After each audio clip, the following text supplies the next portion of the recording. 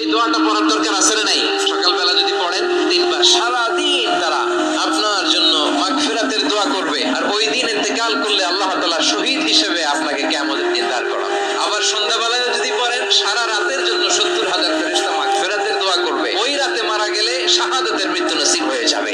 সকাল সন্ধ্যার যে জিকির, এই জিকিরের অন্তর্ভুক্ত করে নেবেন এই ওয়াজিফাটা। আল্লাহুল্লাযী লা ইলাহা ইল্লা হু আলিমুল গায়বি ওয়াশ শাহাদাতি হুয়ার রাহমানুর রাহিম। ওয়াল্লাহুল্লাযী লা ইলাহা ইল্লা হু আল মালিকুল কুদ্দুসুস সালামুল মুমিনুল মুহাইমিনুল আজিজুল জব্বারুল মুতাকাব্বির সুবহানাল্লাহি আম্মা ইউশরিকুন।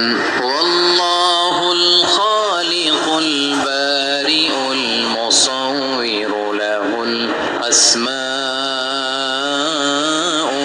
হুসনা ইউসাব্বিহু লাহু মা ফিস সামাওয়াতি ওয়াল আরদি ওয়া হুয়াল আজিজুল হাকীম।